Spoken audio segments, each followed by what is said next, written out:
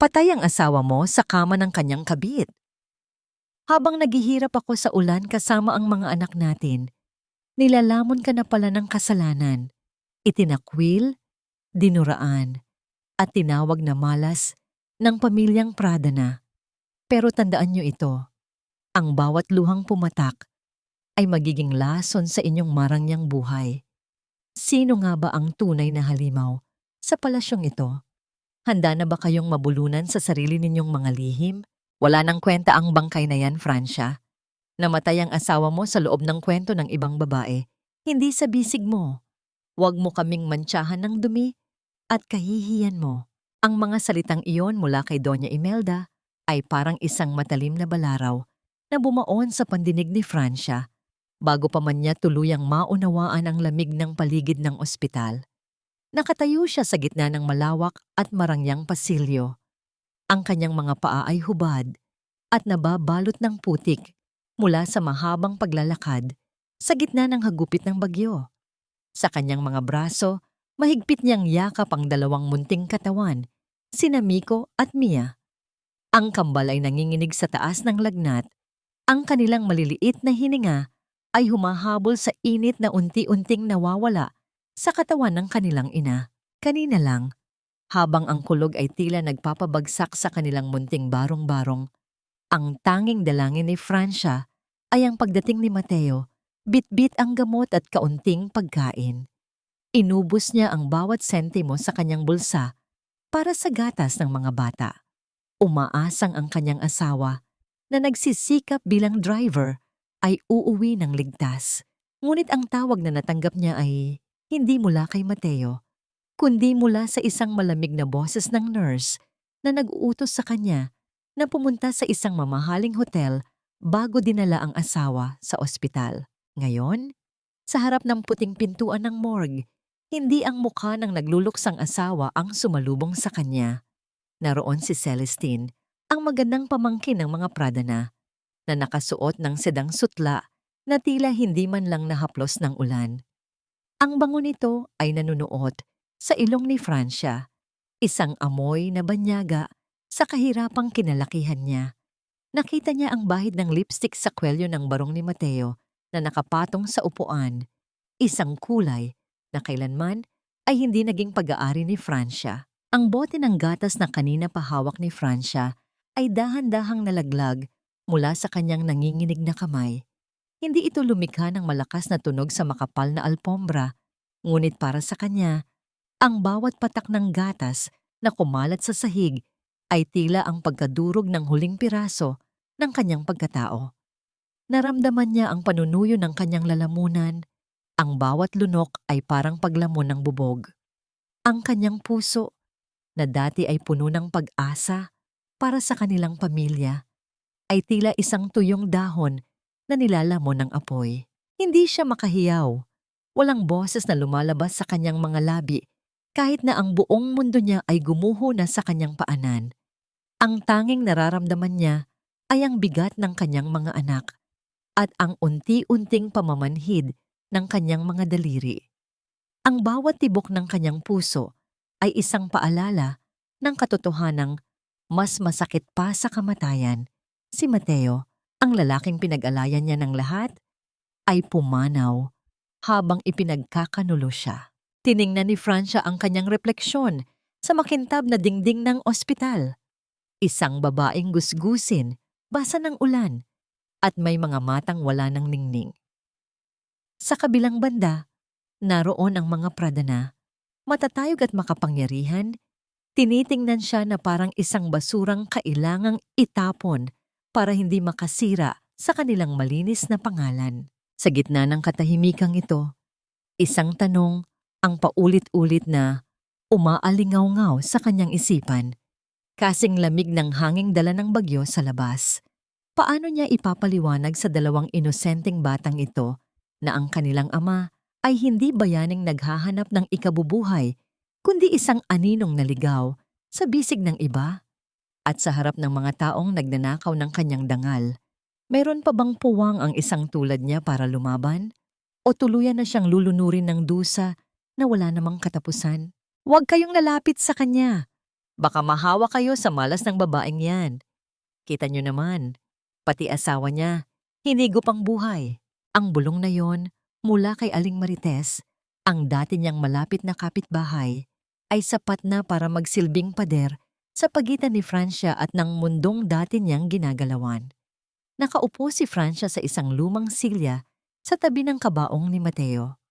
Ang burol ay payak, halos walang dekorasyon, kundi ang dalawang aandap-andap na kandila na tila hirap na hirap lumaban sa hanging pumapasok sa mga siwang ng kanilang dampa.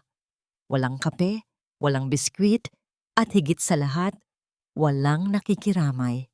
Ang katahimikan sa loob ng silid ay mas mabigat pa sa kabaong na nasa harap niya. Paminsan-minsan, naririnig ang hikbi ni Miko at Mia. Sa kabilang kwarto, mga batang sa murang edad ay natutong umiyak ng tahimik dahil alam nilang walang bisig na sasapat para pawiin ang kanilang takot. Tiningnan ni Francia ang kanyang mga kamay na nakapatong sa kanyang kandungan. Ang kanyang mga daliri ay mag-aslaw, puno ng kalyo, mula sa paglalaban ng damit ng ibang tao para lamang may maipakain sa pamilya. Isang mapait na ngiti ang sumilay sa kanyang mga labi. Ang lahat ng sakripisyong yun ay nauwi lamang sa isang bansag na dumi sa kanyang pagkatao. Malas. Nabalot ang paligid ng ingay ng isang marangyang sasakyang huminto sa labas ng kanilang bakuran. Ang tunog ng mga gulong sa putikan ay tila isang babala. Pumasok si Celestine, suot ang isang itim na bestida na mas mahal pa sa kabuuan ng dampa ni Francia. Hawak niya ang isang panyo na may pabangong amoy rosas, pilit na tinatakpan ng kanyang ilong mula sa amoy ng kahirapan at kandila. "Francia, look at you! Ang dumi-dumi mo pa rin," bungad ni Celestine. Ang boses ay puno ng pekengawa na mas masakit pa sa lantarang pangiinsulto. Nag-iwan siya ng isang sobre sa ibabaw ng kabaong ni Mateo, na tila ba ang pera ay sapat na para hugasan ang lahat ng kasalanang ginawa nila. "I'm here to help, you know.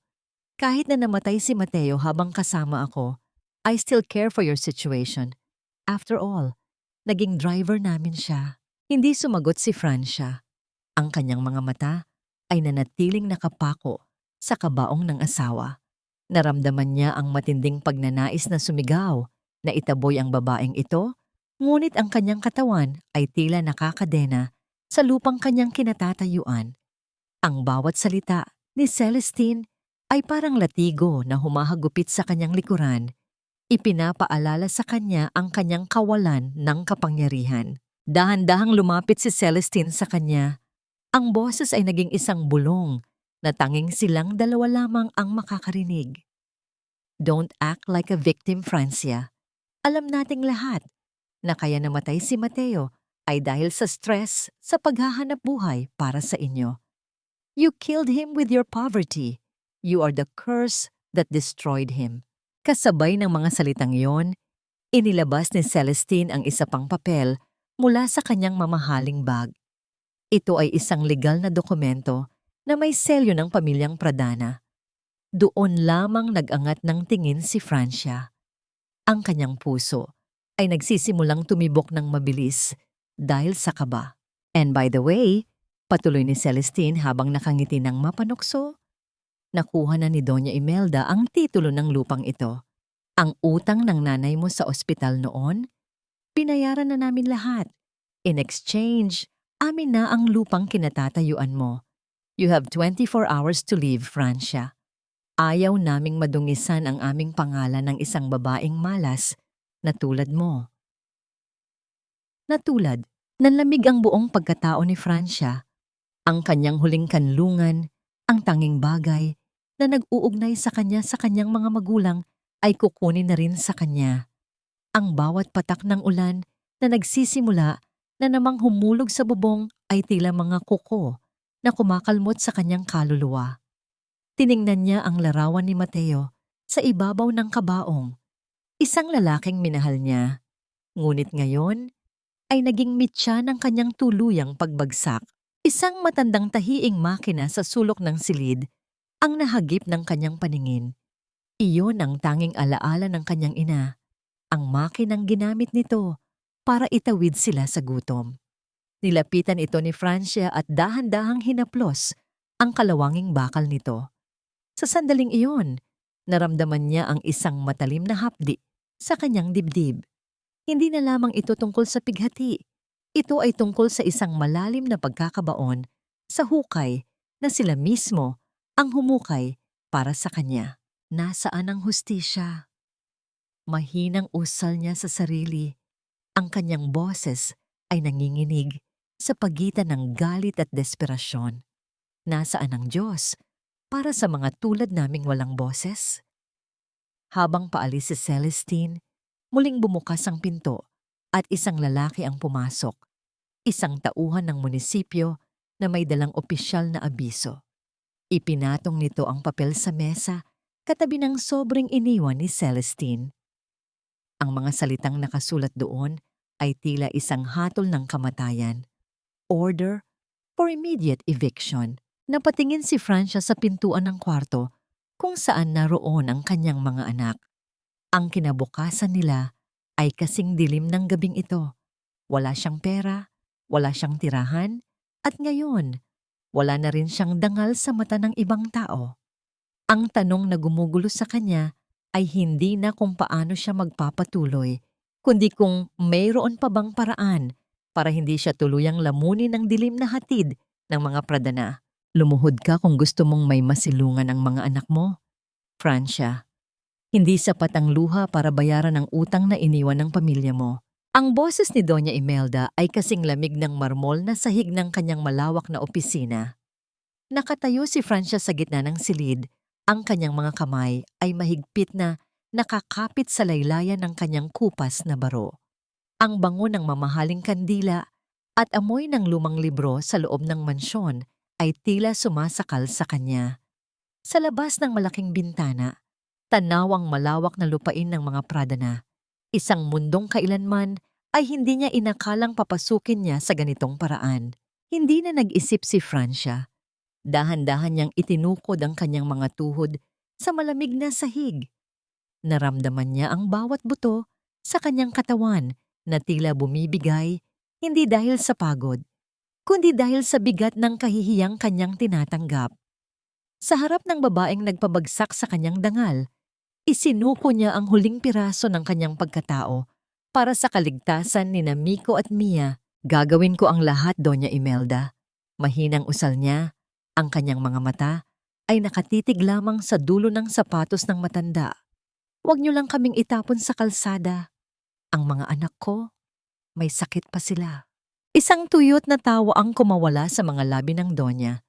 Mabuti at nagkakaintindihan tayo. Mananatili ka rito bilang yaya. Walang sweldo, Francia. Ang bawat sentimong dapat ay kikitain mo ay ibabayad natin sa utang ng nanay mo at sa gastos sa pagpapalibing sa walang kwenta mong asawa.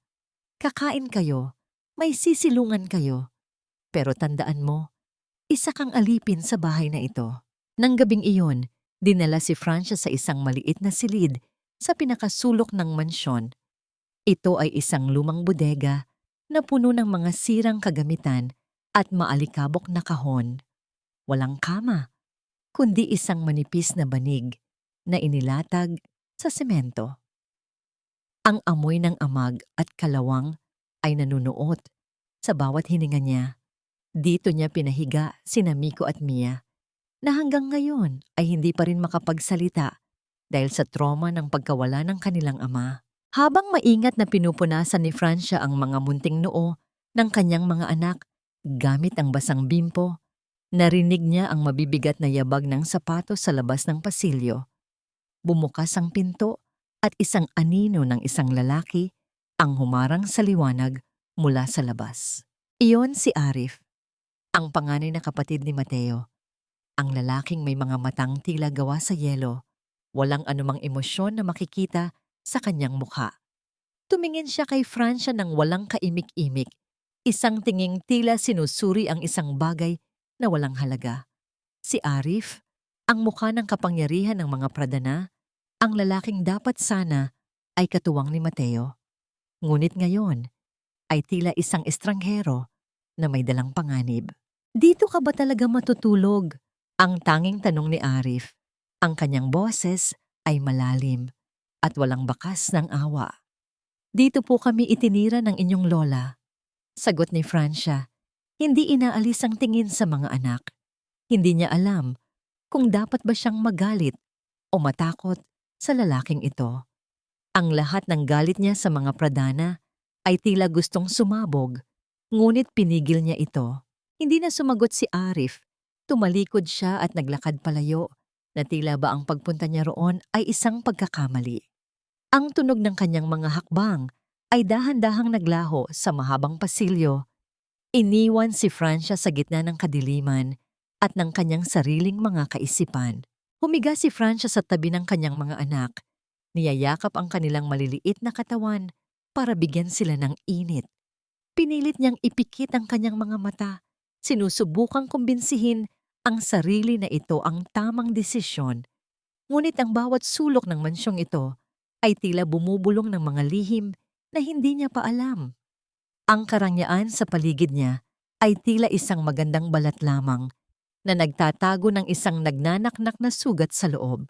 Biglang naputol ang katahimikan ng gabi. Isang matinis at nakakapangilabot na sigaw ng isang bata ang umaling-awngaw mula sa itaas na palapag ng mansyon. Hindi ito sigaw ng galit, kundi sigaw ng matinding takot. Isang tinig na tila hinahabol ng isang halimaw sa dilim. Napabalikwas si Francia. Ang kanyang puso ay tila gustong kumawala sa kanyang dibdib. Ang tunog na yon ay hindi nanggaling sa kanyang mga anak, kundi sa isa pang bahagi ng bahay na tila pilit na itinatago sa sinumang tagalabas. Ang bawat balahibo niya ay tumayo, at sa gitna ng madilim na bodega, naramdaman ni Francia na ang kanyang pagpasok sa mansyon ng mga pradana ay simula pa lamang ng isang bangungot na mas malalim pa sa kanyang inaasahan. Bitawan mo sila. Huwag mong hahawaan ng dumi mo ang mga apo ng isang pradana. Ang boses ni Celestine ay parang latigo na humati sa katahimikan ng nursery. Ngunit bago pa man makalingon si Francia, naramdaman niya ang mas mahigpit na kapit ng maliliit na daliri sa kanyang damit. Nakaluhod si Francia sa sahig ng marangyang silid, yakap-yakap ang dalawang bata na tila mga sugatang ibon na naghahanap ng masisilungan. Sina Miko at Mia, ang mga anak ni Arif, ay nanginginig sa takot. Ang kanilang mga mata ay dilat na dilat at puno ng mga luhang hindi maagos-agos. Kanina lang, nang marinig ni Francia ang matinis na tili mula sa itaas, hindi niya inisip ang panganib sa kanyang sariling kaligtasan.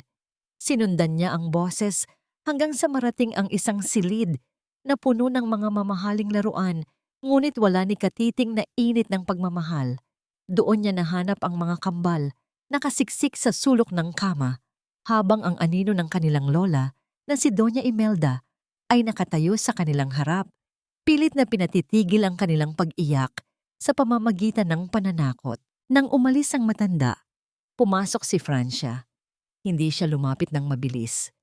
Dahan-dahan siyang naupo sa sahig, sapat na distansya para hindi sila matakot, at nagsimulang humuni ng isang himig na itinuro sa kanya ng kanyang ina sa Leyte.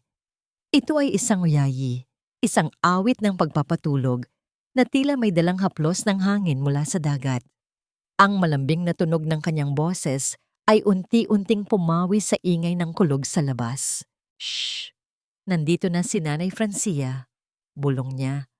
Kahit alam niyang hindi siya ang kanilang ina. Hindi kayo pababayaan ng mga bituin. Dahan-dahang gumapang si Mia patungo sa kanya. Ang munting kamay ng bata ay humawak sa dulo ng kanyang kupas na blusa. Mahigpit. Tila ba ito na lamang ang tanging bagay na magpapanatili sa kanya sa mundo ng mga buhay. Sumunod si Miko, isinubsob ang kanyang mukha sa balikat ni Francia. Sa sandaling iyon, nakalimutan ni Francia ang kanyang sariling dusa. Nakalimutan niya ang pagkamatay ni Mateo at ang kalupitan ni Doña Imelda. Ang tanging mahalaga ay ang dalawang pusong tumitibok nang mabilis laban sa kanyang dibdib. Ngunit ang kapayapaang iyon ay agad na binasag ni Celestine. Pumasok ang babae na may dalang puot. Ang kanyang mga mata ay naniningkit sa galit nang makitang ang mga batang ayaw magpahawak sa kanya ay tila komportable sa piling ng isang katulong. "Anong ginagawa mo rito?" Bulyaw ni Celestine habang mabilis na lumalapit para hatakin palayo ang mga bata. "Sino ang nagbigay sa iyo ng karapatang hawakan sila? You're just a servant, Francia. Isang hamak na yaya na binabayaran para maglinis, hindi para maging ina-inahan." "Natatakot sila, Ma'am Celestine." Mahinahong sagot ni Francia, bagaman ang kanyang puso ay kumakaba. "Kailangan lang po nila ng pakiramdam na ligtas sila." "Ligtas? Sa piling ng isang malas na tulad mo?" Isang mapait na tawa ang kumawala kay Celestine. "Huwag mong gamitin ang mga bata para mapalapit kay Arif. Alam ko ang laro mo. Akala mo ba hindi ko alam? Nabalak mong palitan ang nanay nila para magkaroon ka ng posisyon sa pamilyang ito?" Hinding-hindi mangyayari iyon. Hindi binitawan ni Francia ang mga bata. Sa halip, mas hinigpitan pa niya ang yakap, isang tahimik na pagre-rebelde na lalong nagpaapoy sa galit ni Celestine. Nakita ni Francia ang pagtaas ng kamay ni Celestine, handang humampas, ngunit bago pa ito tumama, isang malalim na boses ang narinig mula sa pintuan. "Enough, Celestine." Nakatayo roon si Arif, madilim ang muka at tila pagod na pagod. Tumingin siya sa eksena sa kanyang harap, ang kanyang kasintahan na tila isang halimaw sa galit at ang bagong yaya na nakaluhod sa sahig, pinoprotektahan ang kanyang mga anak. Ang kanyang paningin ay tumagal ng ilang segundo sa kamay ni Mia na nakakapit pa rin sa damit ni Francia. Isang mabigat na katahimikan ang bumalot sa silid. Ang tanging naririnig ay ang mahinang paghikbi ng mga bata at ang mabilis na paghinga ni Celestine. Sa mga mata ni Arif, may isang kumislap na hindi maipaliwanag, isang halo ng gulat at isang munting pag-asa na matagal nang nawala sa mansyong yon. "Hayaan mo siya." Utos ni Arif kay Celestine, ang boses ay walang alinlangan. "Siya ang magbabantay sa mga bata ngayong gabi. Lumabas ka na."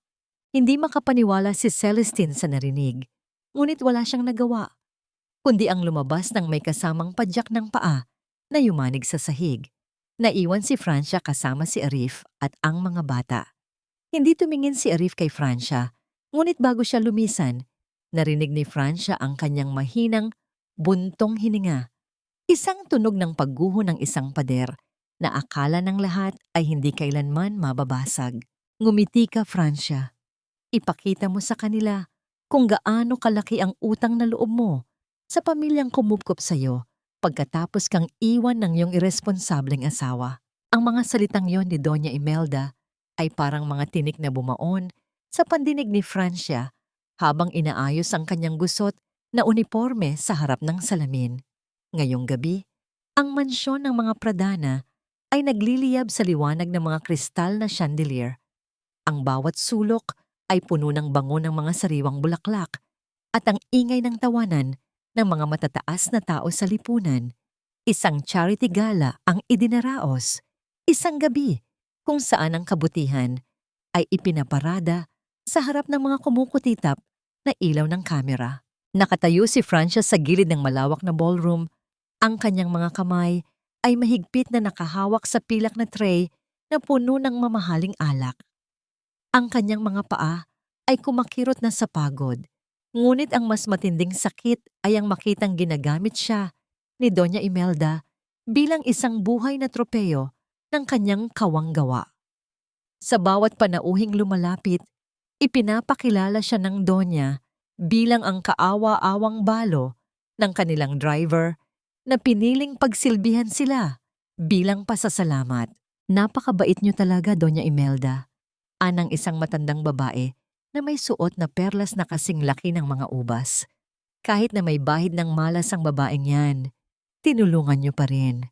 Yumuko na lamang si Francia. Tinitiis ang mga tingin na tila ba siya ay isang maruming mantsa sa gitna ng marangyang pagtitipon. Sa malayo, nakita niya si Arif. Nakaupo ito sa isang sulok, ang kanyang mga mata ay walang buhay at tila nakatitig sa kawalan. Hindi ito ang Arif na nakita niya noong unang gabi.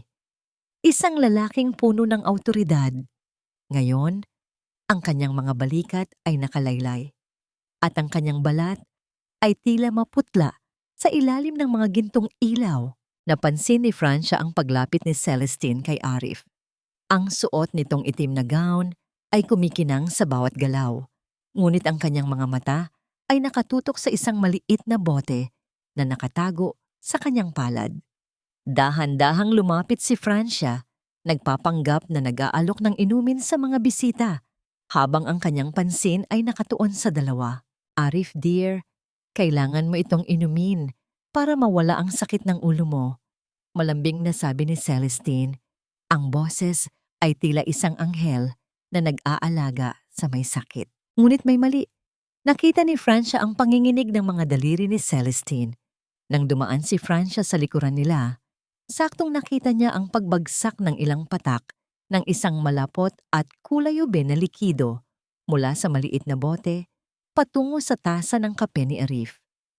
Hindi ito ang karaniwang gamot na nakikita ni Francia sa cabinet. Ang bawat patak na sumasama sa itim na kape ay tila isang lihim na lason na unti-unting lalamon sa katinoan ng lalaki. Ang kaba sa dibdib ni Francia ay tila isang tambol na bumibilis ang tibok. Naisip niya ang mga anak ni Arif, sina Miko at Mia. Kung mawawala ang kanilang ama, sino na ang magtatanggol sa kanila sa loob ng impyernong ito?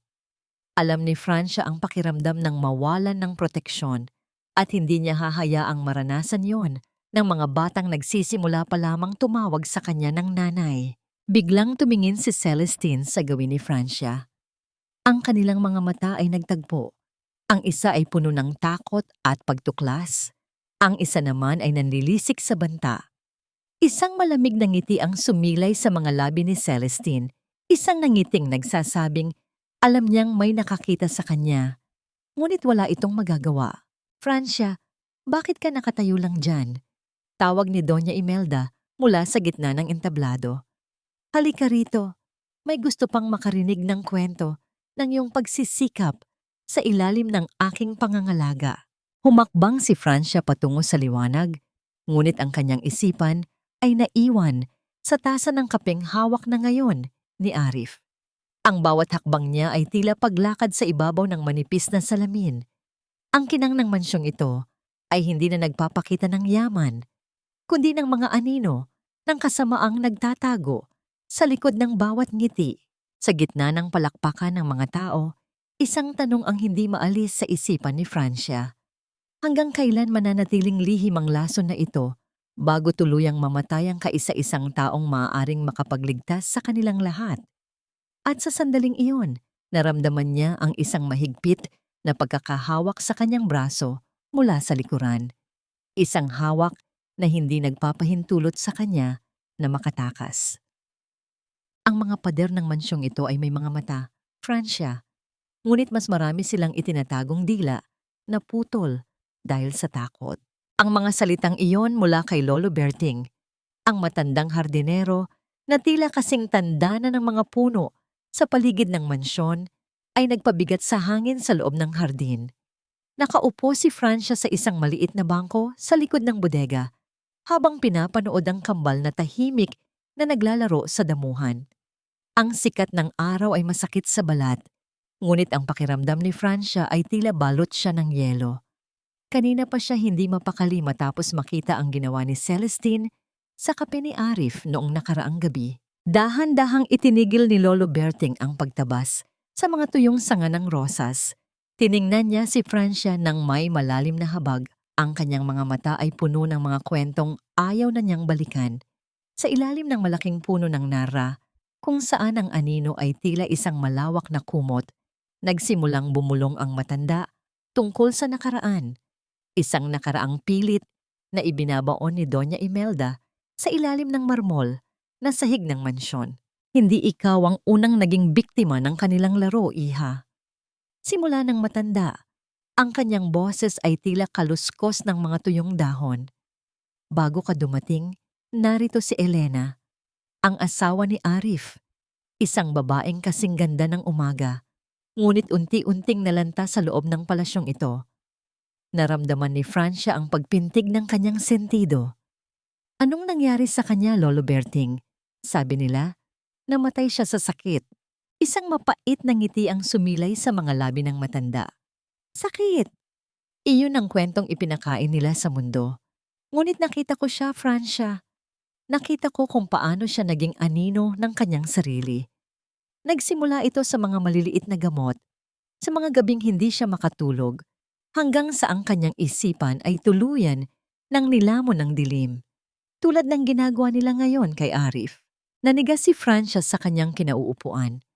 Ang bawat salita ni Lolo Berting ay tila isang kumpirmasyon sa kanyang mga hinala. Ang bawat patak ng kulay ube. Kulay ube na likido na nakita niya kagabi ay hindi lamang basta gamot. Ito ay isang paraan ng pagpatay nang hindi gumagamit ng patalim. Naalala ni Francia ang mukha ni Elena sa mga larawan sa loob ng bahay. Ang mga mata nito ay puno ng lungkot, katulad ng mga mata ni Miko at Mia ngayon. May iniwan siyang alaala. Francia. Bulong muli ni Lolo Berting habang lumingon-lingon sa paligid para masigurong walang nakikinig. Isang talaarawan. Doon niya isinulat ang bawat takot, bawat banta, at ang bawat pangalan ng mga taong unti-unting kumukuha ng kanyang buhay. Itinago niya yon sa isang lugar na hindi nila maiisip. Ngunit kinuha yon ni Doña Imelda. O baka naman, narito pa rin sa paligid, naghihintay na mahanap. Ang hangin ay biglang lumamig at ang mga puno ay nagsimulang magkaluskos sa isang kakaibang ritmo. Tila ang kalikasan mismo ay nagbabala kay Francia na ang paghukay sa nakaraan ay may kaakibat na panganib. Sa isipan ni Francia, nabuo ang isang desisyon. Kailangang mahanap ang diary ni Elena.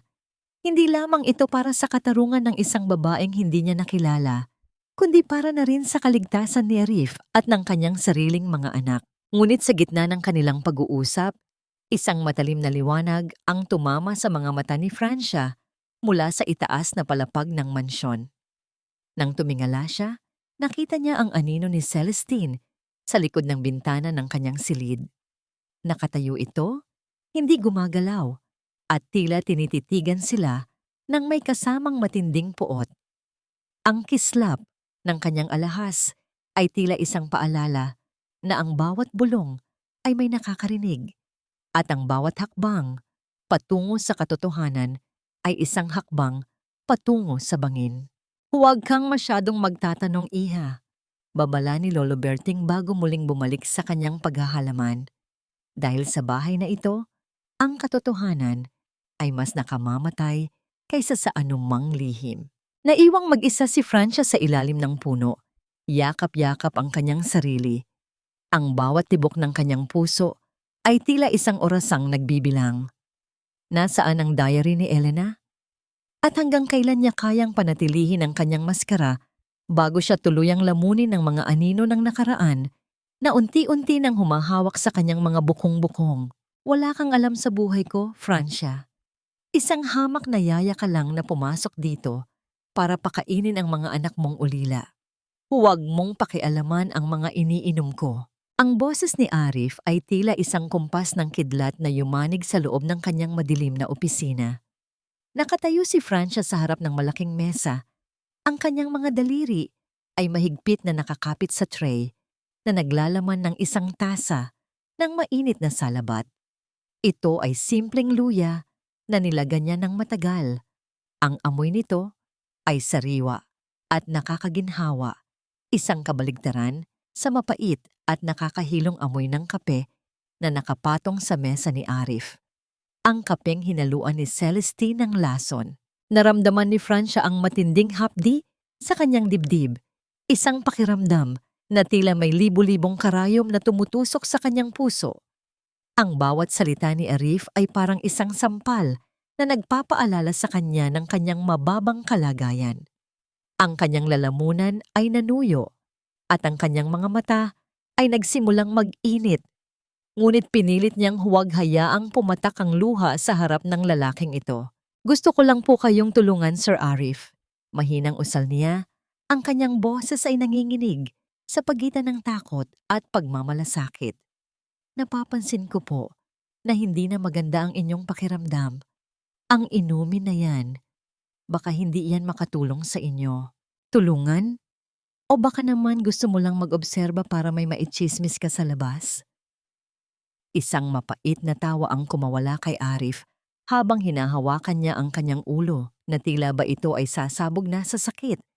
Ang kanyang mga mata ay mapula at ang kanyang paghinga ay mabigat at gulo dahil sa lason at sa patuloy na paninira ni Doña Imelda sa kanyang isipan. Ang lahat ng nakikita ni Arif ay anino ng pagtataksil. Dahan-dahang inilapag ni Francia ang tray. Ang tunog ng porselana sa ibabaw ng kahoy na mesa ay tila isang mahinang buntong hininga sa gitna ng tensyon. Lalapit sana siya para abutin ang tasa ng kape upang itapon ito. Ngunit bago pa man niya mahawakan ang hawakan nito, isang malamig na kamay ang humawak sa kanyang braso. Francia, anong ginagawa mo sa silid ng aking apo sa ganitong oras? Ang tinig ni Doña Imelda ay kasing talas ng isang labaha. Nakatayo ang matanda sa may pintuan. Suot ang kanyang mamahaling robe na tila balot ng ginto. Ang kanyang mga mata ay naniningkit sa suspisya at ang bawat linya sa kanyang mukha ay nagpapakita ng isang mapanganib na otoridad. Iipapapalit ko lang po sana ang kape ni Sir Arif ng salabat, Donya. Paliwanag ni Francia habang pilit na kinakalimutan ng kirot sa kanyang braso na higit na pinipigilan ng matanda. Ang kape na iyon ay inihanda ni Celestine. Sigurado ka bang mas alam mo ang makabubuti para kay Arif kaysa sa babaeng pakakasalan niya? Lumapit si Doña Imelda kay Arif at hinaplos ang balikat nito. Isang haplos na tila pagmamahal, ngunit para kay Francia, ito ay isang paggapos. Arif dear, tila masyadong nagiging mapangahas ang yaya na ito. Baka nakakalimutan niya kung bakit siya narito. Tumingin si Arif kay Francia at sa isang saglit, nakita ni Francia ang isang pira-pirasong liwanag ng pag-aalinlangan sa kanyang mga mata. Ngunit mabilis itong natakpan ng ulap ng sakit at pagkalito. Lumabas ka na, Francia. Huwag kang babalik dito nang walang pahintulot ko. Ang pag-alis ni Francia mula sa silid ay tila pagtakas mula sa isang kulungan na walang rehas. Ang bawat hakbang niya sa mahabang pasilyo ay mabigat. Ang tunog ng kanyang mga tsinelas sa carpet ay tila isang malungkot na ritmo ng pagkatalo. Pagdating niya sa maliit na bodega, kung saan natutulog ang kanyang mga anak, isinandal niya ang kanyang likod sa pinto at dahan-dahang napaupo sa sahig. Niyakap ni Francia ang kanyang sariling mga tuhod, hinahayaan ang katahimikan ng gabi na bumalot sa kanya. Sa dilim, ang tanging naririnig ay ang mahinang paghinga ni Miko at Mia. Ang kanyang puso ay puno ng takot, hindi para sa kanyang sarili, kundi para kay Arif. Kung ang lason ay patuloy na dadaloy sa kanyang katawan, gaano pa kaya katagal bago siya tuluyang maging isang aninong walang sariling pag-iisip? Paano niya ililigtas ang isang lalaking itinuturing siyang kaaway, habang ang tunay na halimaw ay nasa loob mismo ng kanyang silid, suot ang maskara ng pagkalinga? Ang tunog ng nabasag na mamahaling florera ay gumaralgal sa loob ng sala. Isang ingay ng libo-libong pira-pirasong kristal na kumalat sa makintab na sahig. Kasunod nito ay ang nakapanindig balahibong sigaw ni Celestine na tila isang hayop na nasugatan ang pagmamalaki. Nakatayo ang bata na si Miko sa gitna ng gulo. Ang kanyang maliliit na kamay ay nanginginig at ang kanyang mukha ay kasing puti ng papel dahil sa matinding takot. Wala kang kwentang bata ka! Alam mo ba kung magkano ang florerang iyan? Ang bulyaw ni Celestine habang mabilis na humahakbang patungo sa bata. Mas mahal pa yan sa buhay mo at ng nanay-nanayan mong katulong. Nakita ni Francia ang pagtaas ng kamay ni Celestine, isang galaw na puno ng puot at handang mag-iwan ng marka sa murang balat ni Miko. Hindi nag-isip si Francia. Sa isang kisap mata, mabilis siyang lumapit at ipinatong ang kanyang sariling katawan sa harap ng bata. Niyayakap ito ng mahigpit upang magsilbing kalasag. Naramdaman ni Francia ang matinding pagtama ng palad ni Celestine sa kanyang pisngi. Ang lakas ng sampal ay nagdulot ng isang matalim na kirot na gumuhit hanggang sa kanyang tenga at naramdaman niya ang malapot at malasang kalawang na dugo sa gilid ng kanyang labi. Ngunit hindi siya gumalaw, hindi siya dumaing. Ang tanging inisip niya ay ang munting pusong tumitibok ng mabilis sa kanyang dibdib. Ang puso ni Miko na tila ibon na pilit kumakawala sa takot. Tama na po, Ma'am Celestine, ang sabi ni Francia. Ang kanyang boses ay kalmado, ngunit may kasamang kakaibang talim na hindi pa naririnig ng sino man sa bahay na iyon. Dahan-dahan niyang iniangat ang kanyang mukha at tiningnan ng diretso sa mga mata ang babaeng nasa harap niya. Bata lang po siya. Kung may kasalanan man po ang florerang yan, ako na po ang magbabayad. Kahit magtrabaho ako rito ng habambuhay ng walang kain. Lumalaban ka na? Ang nanggagalaiting tanong ni Celestine. Ang kanyang mukha ay namumula sa galit dahil sa pagkapahiya. Sino ka sa akala mo? Isang basurang pinulot lang sa kalsada? May lakas ng loob na tumitig sa akin ng ganyan. Hindi po ako lumalaban dahil sa galit. Tugon ni Francia, habang dahan-dahang pinupunasan ang dugo sa kanyang labi, gamit ang dulo ng kanyang uniforme. Lumalaban po ako dahil tungkulin kong protektahan ang mga batang ito. Iyan po ang pinakaimportanteng utos ni Sir Arif sa akin at hinding-hindi ko po iyon tatalikuran. Sa sandaling iyon, ang katahimikan ay bumalot sa sala. Ang tanging naririnig ay ang mabigat na paghinga ni Celestine at ang mahinang paghikbi ni Miko. Ngunit ang katahimikang iyon ay mabilis na naputol nang maramdaman ni Francia ang dalawang maliliit na braso na yumakap sa kanyang leeg mula sa likuran. Nanay! Nanay Francia! Ang bulong ni Miko, ang kanyang tinig ay puno ng tiwala at pagmamahal na ngayon lamang narinig sa loob ng maraming taon sa mansyong yon. Sumunod si Mia na tumakbo patungo sa kanila at yumakap din sa binti ni Francia. Pilit na nagsusumiksik sa init ng kanyang pagkalinga. Ang salitang nanay ay tila isang banal na himig na humaplos sa sugatang kaluluwa ni Francia. Ang lahat ng hirap, ang lahat ng pang-iinsulto at ang hapdi ng sampal ay tila naglaho sa isang saglit. Para sa mga batang ito, siya ang kanilang mundo. Siya ang kanilang langit sa gitna ng impyernong nilikha ng mga pradana. Tumingala si Francia at nakita niya si Arif na nakatayo sa itaas ng hagdanan. Hindi niya alam kung gaano na ito katagal doon o kung nakita nito ang kabuuan ng nangyari. Ang mga mata ni Arif ay nanatiling madilim, ngunit may isang bahagi ng kanyang mukha na tila lumambot nang makita ang kanyang mga anak na nakakapit kay Francia. Walang sinabi si Arif, ngunit ang kanyang titig ay nanatiling nakapako sa dugong dumadaloy sa pisngi ni Francia. Isang sugat na naging simbolo ng isang sakripisyong hindi kayang tumbasan ng anumang kayamanan. Mabilis na tumalikod si Celestine at umalis. Ang tunog ng kanyang mga takong sa sahig ay tila isang huling hiyaw ng pagkatalo. Naiwan si Francia sa gitna ng sala. Yakap ang dalawang bata sa ilalim ng malamig na tingin ni Arif. Alam ni Francia na ang gabing ito ay simula pa lamang ng mas matinding bagyo.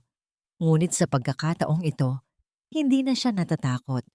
Dahil sa bawat yakap ng mga bata, nakakahanap siya ng lakas na hinding-hindi kayang bawiin ng kahit na sinong pradana. Ang bawat lihim ay may amoy ng alikabok at panunuyo ng lumang papel. Francia, ngunit sa oras na buksan mo ito, wala na ang balikan. Ang bulong na yon ni Lolo Berting ay tila isang babala na nagpatindig sa balahibo ni Francia habang sila ay nasa loob ng pinakamadilim na sulok ng lumang bodega. Ang tanging liwanag ay nagmumula sa isang maliit na siwang sa bubong, kung saan ang sikat ng buwan ay tumatama sa sahig na puno ng sapot at dumi. Ang hangin ay mabigat, amoy amag at kalawang, isang lugar na tila kinalimutan na ng panahon at ng mga taong naninirahan sa mansyon. Dahan-dahang lumuhod si Francia sa malamig na semento. Sa gabay ng matandang hardinero, sinimulan niyang kiskisin ang makapal na dumi sa ilalim ng isang malaking cabinet na gawa sa nara. Ang bawat paghatak ni Francia sa mga lumang gamit ay lumilikha ng tunog ng kahoy na nagkiskisan sa sahig. Isang ingay na tila bahiyaw ng isang nagigising na nakaraan. Ang kanyang mga daliri ay nanginginig, hindi dahil sa lamig, kundi dahil sa bigat ng katotohanang maaari niyang matuklasan.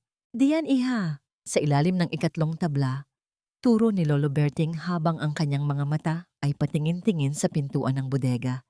Tinitiyak na walang anino ni na Doña Imelda o Celestine na lilitaw. Ginamit ni Francia ang isang kalawanging kutsilyo para iangat ang maluwag na tabla.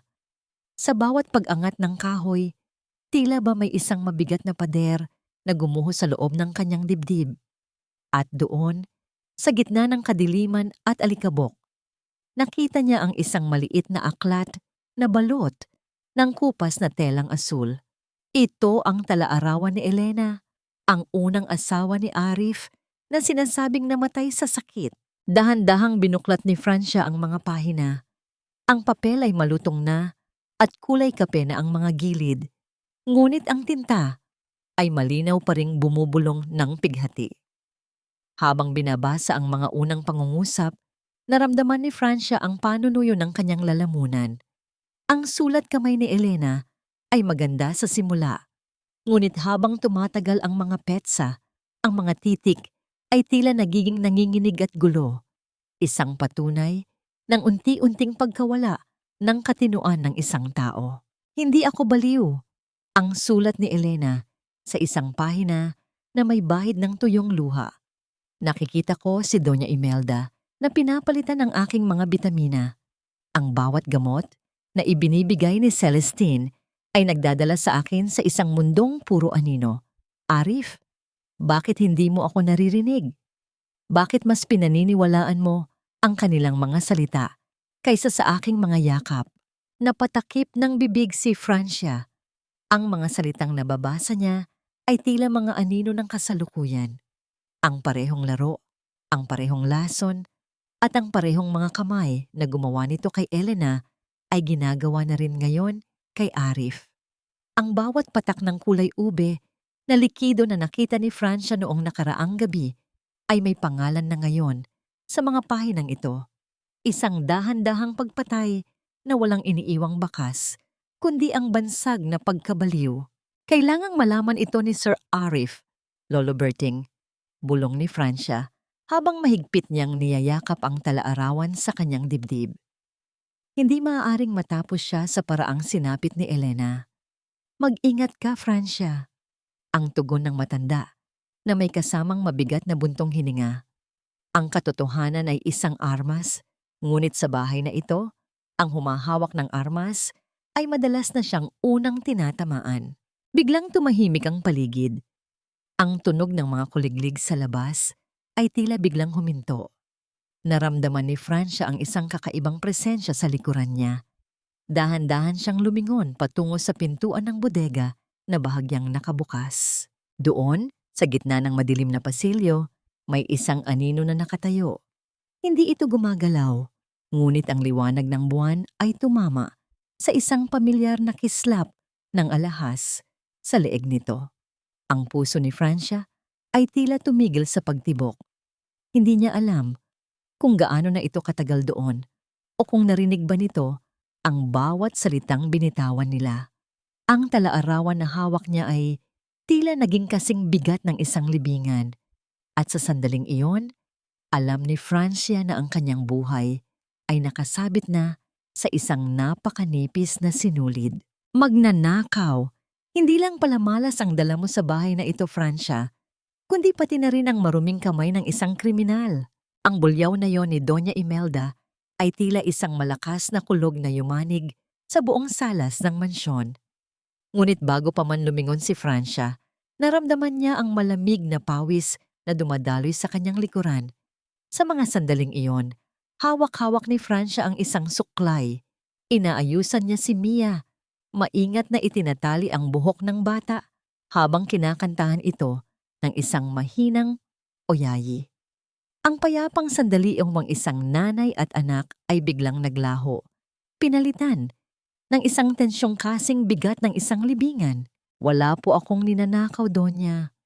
Mahinahong sagot ni Francia, bagaman ang kanyang mga daliri ay nagsimulang manginig. Dahan-dahan niyang binitawan ang suklay at tumayo para harapin ang matanda. Simula nang pumasok ako rito, wala akong kinuha kahit isang sentimo na hindi sa akin. Talaga? O baka naman masyado ka lang naging kampante dahil akala mo ay nakuha mo na ang loob ng aking apo at mga apo? Singit ni Celestine na pumasok mula sa pasilyo kasama ang dalawang unipormadong pulis. Ang kanyang mukha ay puno ng mapanuyang ng ngiti, isang tagumpay na pilit niyang itinatago sa likod ng huwad na galit. Nawawala ang brilyanteng kwintas ni Lola at alam naming ikaw lang ang may pagkakataong kumuha nito dahil ikaw ang huling lumabas sa kanyang silid kaninang umaga. Hindi totoo yan, ang sigaw ni Miko na tumakbo sa harap ni Francia para protektahan ito. Mabait si Nanay Francia, hindi siya magnanakaw. Ngunit hindi nakinig si Celestine. Sa isang mabilis na galaw, hinablot niya ang maliit na backpack ni Miko na nakapatong sa sofa. Binuksan niya ito nang marahas, itinatapon ang mga notebook at crayola ng bata sa sahig. Isang tunog ng mabigat na bagay ang narinig nang bumagsak ang isang kumikinang na kwintas mula sa loob ng bag, ang nawawalang alahas ni Doña Imelda. Naramdaman ni Francia ang panunuyo ng kanyang lalamunan. Ang bawat lunok ay parang paglamon ng matatalas na bubog. Ang kanyang puso ay tila tumigil sa pagtibok nang makita ang kwintas sa gamit ng kanyang anak. Alam niyang itinanim yon doon. Alam niyang ito ang paraan ni na Imelda at Celestine para tahiin ang kanyang mga labi tungkol sa tala-arawan ni Elena. Ginamit mo pa ang mga bata para itago ang ninakaw mo? Ang marahas na sabi ni Doña Imelda, ang kanyang boses ay puno ng puot. Napakasama mo, Francia. Hindi ka lang malas. Isa kang salot sa moralidad ng mga batang ito. Hindi po ako ang naglagay niyan dyan. Alam niyo po ang totoo, Ma'am Celestine. Ang hiyaw ni Francia, ang kanyang boses ay puno ng desperasyon. Tumingin siya kay Arif. Nakakarating lang. Ang kanyang mga mata ay nagsusumamo para sa katarungan.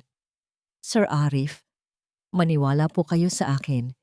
Hinding-hindi ko gagawin iyan sa mga anak niyo. Itinatanim nila ito para paalisin ako. Tumingin si Arif sa kwintas. Pagkatapos ay kay Francia at huli sa kanyang mga anak na ngayon ay humahagulgol na sa takot. Ang kanyang mga mata ay puno ng kalituhan. Ang lason sa kanyang isipan ay tila lalong nagpapadilim sa kanyang paghuhusga. Hindi siya nagsalita. Ang kanyang pananahimik ay tila isang hatol ng kamatayan para kay Francia. Dali na siya. Utos ni Doña Imelda sa mga pulis. Naramdaman ni Francia ang matigas at malamig na bakal ng posas na kumapit sa kanyang mga pulso. Ang bawat kislap ng bakal ay tila isang pangungutya sa kanyang dangal. Nang simulan siyang hilahin ng mga pulis patungo sa pinto, narinig niya ang nakapanindig balahibong iyak ni Miko at Mia. Naglulumpasay ang mga bata sa sahig, pilit na inaabot ang dulo ng kanyang damit. Nanay, Nanay Francia, huwag po. Ang hiyaw ni Mia, ang kanyang maliliit na kamay, ay kumakapit sa hangin. Ang bawat hakbang ni Francia palayo sa mansyon ay tila pagpunit sa kanyang kaluluwa. Tumingin siya sa huling pagkakataon kay Doña Imelda at Celestine na nakatayo sa itaas ng hagdanan, tila mga reyna ng isang kaharian ng dusa. Sa sandaling iyon, ang takot sa mga mata ni Francia ay napalitan ng isang apoy na hindi pa kailanman nakikita ng sinuman. Mabubulok din ang mga lihim niyo. Ang mahinang bulong ni Francia, sapat na para marinig ng hangin habang isinasara ang pinto ng patrol car.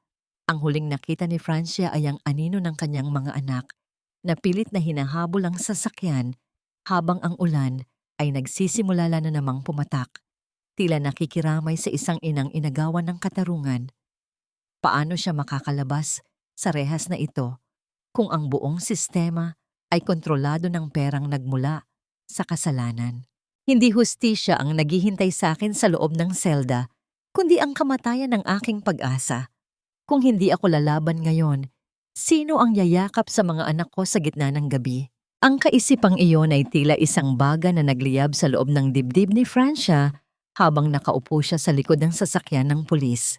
Ang bawat patak ng ulan sa labas ng bintana ay tila mga luhang nagmamadaling tumakas mula sa langit. Ang lamig ng bakal ng posas ay nanunuot sa kanyang mga pulso, ngunit mas matindi ang lamig ng katotohanang binitawan siya ni Arif sa harap ng mga kasinungalingan ni Doña Imelda. Biglang naramdaman ni Francia ang marahas na pagpreno ng sasakyan. Ang pag-ugong ng makina ay napalitan ng tunog ng mga gulong na pilit kumakapit sa madulas na putik bago ito tuluyang tumigil ng may malakas na pag-alog. Isang malaking puno ng nara ang bumagsak sa gitna ng kalsada, humarang sa daan patungo sa kabihasnan. Sa gitna ng dilim at malakas na buhos ng ulan, nakita ni Francia ang isang pamilyar na anino sa tabi ng puno. Si Lolo Berting, hawak ang isang matandang itak. Ang kanyang mga mata ay nagpapadala ng mensahe ng huling pagkakataon. Anong nangyayari? Ang bulyaw ng isang pulis habang binubuksan ng pinto para tignan ng harang. Sa sandaling iyon ng kalituhan, hindi nag-atubili si Francia.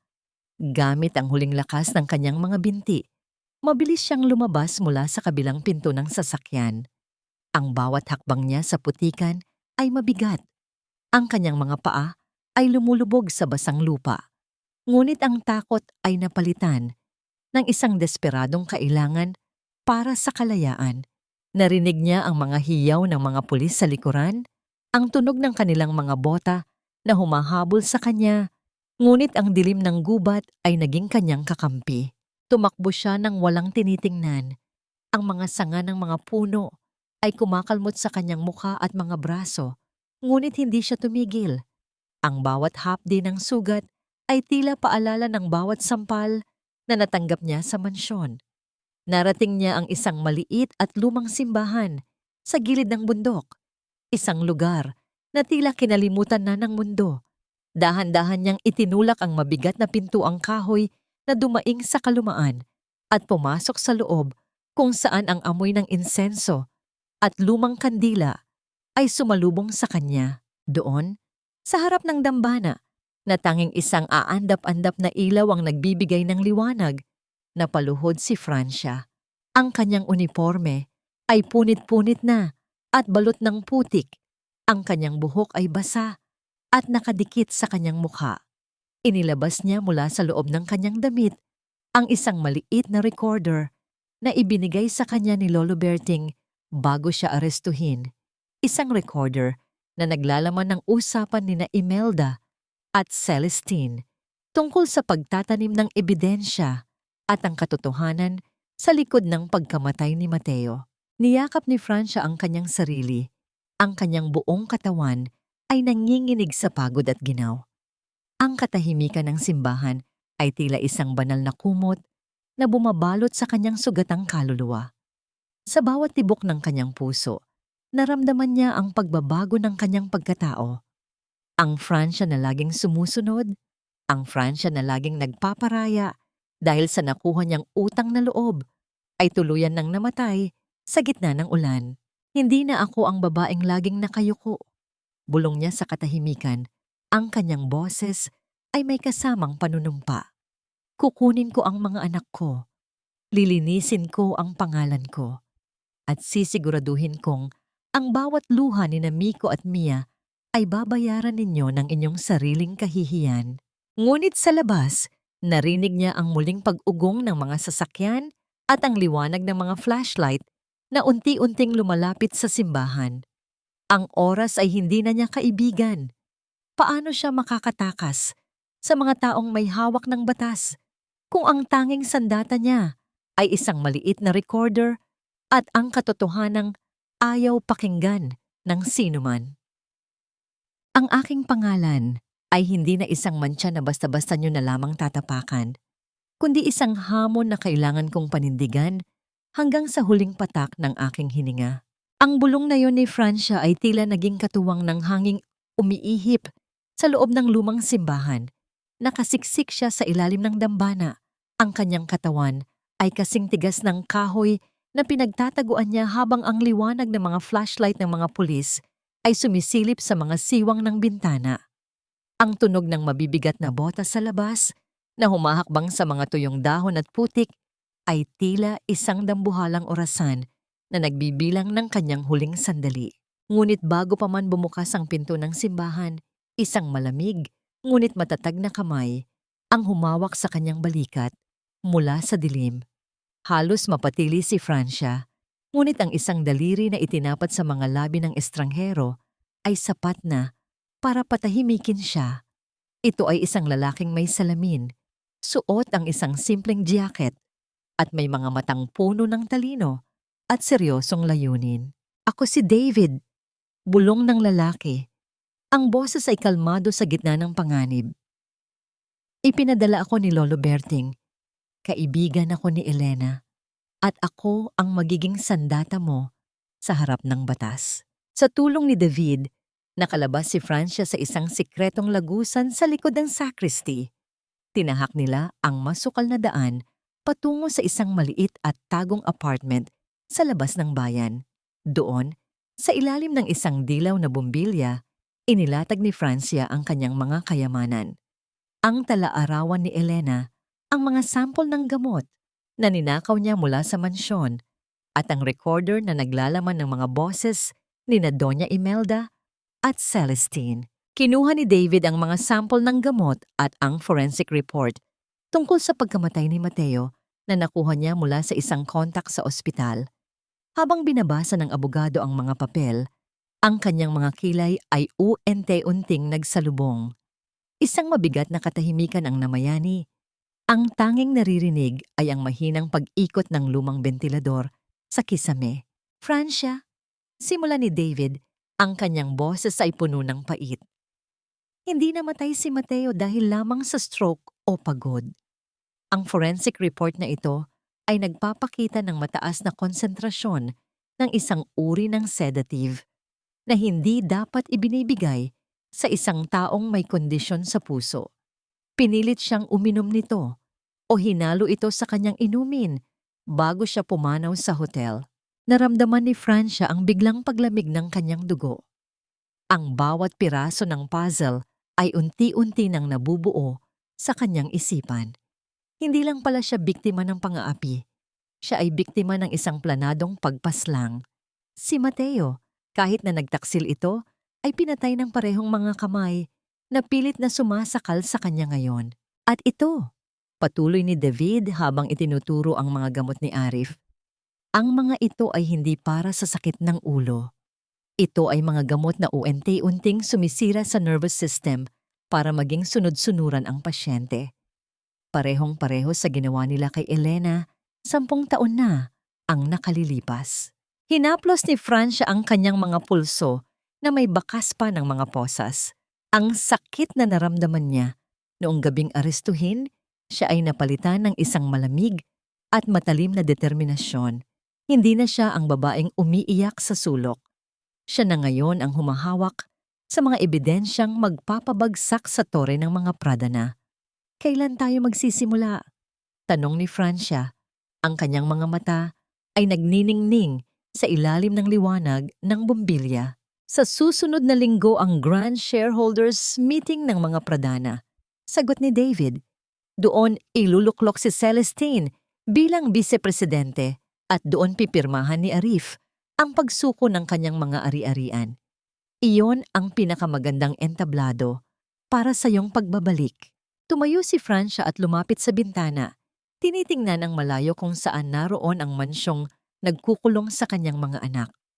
Naisip niya sina Miko at Mia, ang kanilang mga iyak, na tila naririnig pa rin niya sa hangin. Ang bawat sakripisyo, ang bawat hirap, at ang bawat luhang pumatak ay magsisilbing gasolina sa apoy na kanyang sisindihan. Ang gabi ay malalim na, ngunit para kay Francia, ito ang simula ng isang bagong umaga. Isang umagang hindi na magiging kulay ube ng lason, kundi kulay ng katarungang matagal nang ipinagkait. Ang bawat patak ng tinta sa papel na ito ay magsisilbing huling pako sa kabaong ng iyong kalayaan, Arif. Isang lagda na lamang at matatapos na ang lahat ng gulo. Ang tinig ni Doña Imelda ay tila isang malambing na bulong ng ahas habang nakatayo siya sa likuran ni Arif sa loob ng madilim na silid-aklatan. Sa ibabaw ng mesa, nakalatag ang mga dokumento ng paglilipat ng kapangyarihan at ari-arian. Ang mga papel na mag-aalis kay Arif ng karapatan sa kumpanyang binuo ng kanyang mga magulang. Si Arif ay nakaupo ng tuwid, ngunit ang kanyang mga mata ay nananatiling nakapako sa kawalan. Ang kanyang mga daliri ay nanginginig, habang hawak ang isang gintong pluma. Dahil sa patuloy na pagpapainom sa kanya ng lason, ang kanyang isipan ay tila isang labirinto ng hamog, kung saan ang boses ng kanyang lola ang tanging gabay. Sa labas ng bintana, sa gitna ng mga anino ng malalaking puno ng nara, may isang pares ng mga mata ang nakamasid. Si Francia, suot ang isang itim na jacket at balabal, ay tila isang multong bumalik sa lupang kanyang pinagmulan. Sa tulong ni Lolo Berting, nagawa niyang makapasok muli sa bakuran ng mansyon sa huling pagkakataon bago ang bukas na pagtitipon. Ang kanyang puso ay tumitibok ng mabilis. Bawat tibok ay tila isang babala, ngunit ang kanyang layunin ay mas matatag pa sa anumang takot. Dahan-dahan siyang gumapang patungo sa pinto ng silid ng mga bata. Nang mabuksan niya ito nang walang ingat, sumalubong sa kanya ang amoy ng gatas at ang mahinang tunog ng paghinga ng dalawang munting anghel. Nakita niya sina Miko at Mia na magkayakap habang natutulog. Ang kanilang mga mukha ay may bakas pa ng mga natuyong luha. Hinaplos ni Francia ang hangin sa tapat ng kanilang mga noo. Isang halik na hindi idinampi, isang pangakong bukas ay muli silang magiging buo. Bago siya lumabas, dumaan siya sa tapat ng silid-aklatan. Nakita niya si Arif sa pamamagitan ng maliit na siwang ng pinto. Ang dating matikas at makapangyarihang lalaki ay tila isang anino na lamang ng kanyang sarili. Naramdaman ni Francia ang isang matinding hapdi sa kanyang dibdib, hindi dahil sa galit, kundi dahil sa pagmamahal na pilit niyang ibinabaon. Francia! Ang mahinang usala ni Arif, isang bulong na tila nanggagaling sa kailaliman ng kanyang panaginip. Ang kanyang ulo ay dahan-dahang bumagsak sa mesa, ang pluma ay nalaglag at gumulong sa sahig, na lumikha ng isang mahinang tunog na bumasag sa katahimikan ng silid. Nais sana siyang lapitan ni Francia. Nais niyang hawakan ang kanyang kamay at sabihing narito na siya, ngunit alam niyang hindi pa ito ang tamang sandali. Ang bawat pagkakamali ay maaaring maging huli para sa kanilang lahat. Dahan-dahan siyang umatras, ang bawat hakbang ay puno ng pait. Hanggang sa muli siyang lamunin ng dilim sa labas ng mansyon. Pagbalik niya sa tago nilang apartment, nahanap niya si David na nag-aayos ng mga huling ebidensya. Ang abogadong si David ay tumingin sa kanya ng may paghanga at pangamba. Handa ka na ba, Francia? Bukas, hindi mo lang ibabagsak ang mga pradana. Maaari mo ring itaya ang iyong sariling buhay. Ang buhay ko ay matagal nang kinuha ng mga pradana, David. Tugon ni Francia habang tinitingnan ang kanyang sariling refleksyon sa salamin. Ang kanyang mga mata ay wala ng bahid ng takot. Tanging ang apoy ng katarungan ang nagniningning doon. Bukas, ibabalik ko lang sa kanila ang lahat ng sakit na ipinahiram nila sa akin. Nang sumapit ang madaling araw, ang paligid ay nababalot ng isang kakaibang katahimikan. Ang katahimikang dumarating bago ang isang malakas na pagsabog. Nakasuot si Francia ng isang simpleng puting damit. Malinis at walang bahid, simbolo ng kanyang dangal na pilit nilang dinumihan. Hawak niya ang recorder at ang talaarawan ni Elena ang mga sandatang mas matalas pa sa anumang balaraw. Habang papunta sila sa hotel kung saan gaganapin ang Grand Shareholders Meeting, naramdaman ni Francia ang lamig ng hangin sa kanyang balat. Alam niyang sa loob ng ballroom na yon, naghihintay ang mga taong itinuturing ang kanilang sarili na mga Diyos. Ngunit sa araw na ito, ang langit ay kakampi ng isang hamak na yaya. Nakatayo na siya sa harap ng malaking pintuang ginto ng ballroom. Mula sa loob, naririnig niya ang boses ni Celestine na nagmamalaki sa harap ng media, ang tunog ng mga palakpakan na tila isang insulto sa bawat sakripisyong dinanas niya. Inilagay ni Francia ang kanyang kamay sa hawakan ng pinto. Ang kanyang bawat daliri ay nanginginig sa matinding tensyon. Itutulak na ba niya ang pinto? O hahayaan na lamang niyang lamunin ng tuluyan ng kadiliman ang lalaking minahal niya at ang mga batang itinuring niyang sariling anak? Ang bawat segundong lumilipas ay tila isang taon sa loob ng kanyang isipan. Ang kasinungalingan ay parang isang marangyang palasyo na itinayo sa ibabaw ng kumunoy. Gaano man ito kakinang, nakatakda itong lamunin ng sarili nitong bigat. Ang bulong na yon sa isipan ni Francia ay tila naging selyo ng kanyang bawat hakbang habang tinatahak niya ang mahabang red carpet patungo sa gitna ng Grand Ballroom. Ang ingay ng mga kubyerto sa porselana at ang mahinang tugtog ng biolin ay biglang huminto nang bumukas ang malaking pintuang ginto. Sa gitna ng liwanag ng mga dambuhalang chandelier, tumambad ang isang babaeng suot ang isang simpleng puting damit, malinis, matatag, at may dalang awtoridad na hindi kayang bilhin ng anumang hiyas. Nakatayo si Celestine sa entablado. Hawak ang mikropono, ang kanyang mukha ay puno ng tagumpay habang ipinapakilala ang sarili bilang bagong tagapagmana ng korporasyon. Sa tabi niya, si Arif ay tila isang estatwa na walang buhay. Ang kanyang mga mata ay nakatingin sa malayo, lunod pa rin sa lason na unti-unting pumapatay sa kanyang diwa. Si Doña Imelda naman ay nakaupo sa gitna. Ang kanyang mukha ay puno ng kapalaluan, tila isang reyna na naniniwala na ang mundo ay nasa ilalim ng kanyang mga paa. Itigil lang pagtitipon na ito. Ang boses ni Francia ay umumalingaw-ngaw sa buong silid, kasing talas ng isang kampana sa madaling araw. Security! Bakit narito ang magnanakaw na yan? Ilabas siya! Ang sigaw ni Celestine, ang kanyang boses ay naging matinis sa takot at galit. Ngunit bago pa man makalapit ang mga gwardiya, humarang si David, dala ang mga legal na dokumento at ang kapangyarihan ng batas. Huwag ninyong hahawakan ang aking kliyente.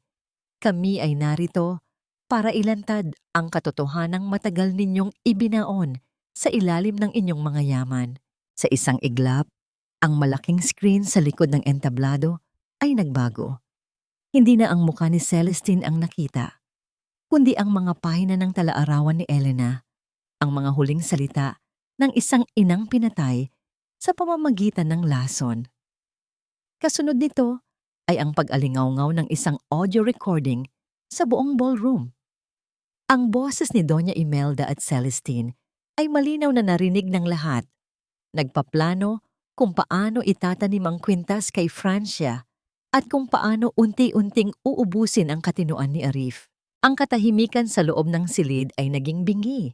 Ang bawat panauhin ay napatigil, ang kanilang mga mukha ay puno ng pandidiri at gulat. Nakita ni Francia ang pagkaputla ni Doña Imelda. Ang bawat kulubot sa kanyang mukha ay tila lumalim sa takot.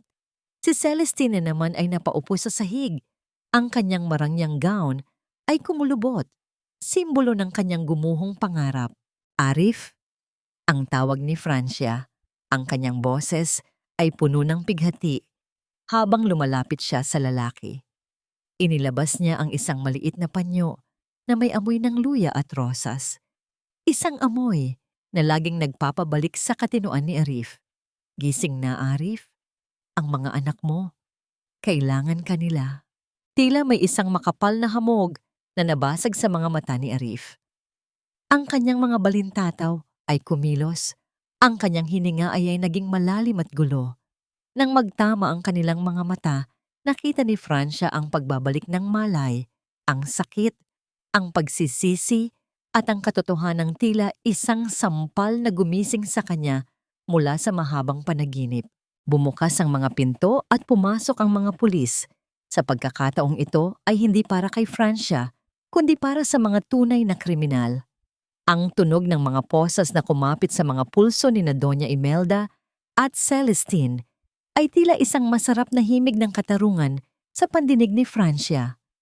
Ang bawat hakbang ng dalawang babae patungo sa labas, sa harap ng mga kamera ng media, ay ang huling pagbagsak ng dangal ng mga Pradana. Nakatayo si Francia sa gitna ng entablado. Ang liwanag ng mga chandelier ay tumama sa kanyang puting damit. Sa sandaling iyon, dahan-dahan niyang hinubad ang suot na apron na itinago niya sa ilalim ng kanyang balabal, isang simbolo ng kanyang pagiging yaya at alipin. Binitawan niya ito sa sahig. Iniwan ang lahat ng pait at dusa sa likuran. Lumapit si Arif sa kanya. Ang kanyang mga binti ay nanginginig pa. At dahan-dahang lumuhod sa harap ng babaeng paulit-ulit niyang hinayaan na masaktan. Francia, patawarin mo ako.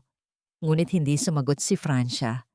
Tumingin lamang siya kay Arif nang may lalim na hindi na kayang abutin ng kahit anong salita. Ang katarungan ay nakuha na niya. Ang katotohanan ay nailantad na. Ngunit ang mga sugat sa kanyang puso ay hindi basta-basta maghihilom ng isang paghingi ng tawad. Tinalikuran ni Francia ang karangyaan ng hotel, ang mga flash ng kamera, at ang lalaking pilit na humahawak sa kanyang kamay. Ang bawat hakbang niya palayo ay isang hakbang patungo sa kalayaan. Isang kalayaang hindi na kailanman mababayaran ng kahit anong brilyante.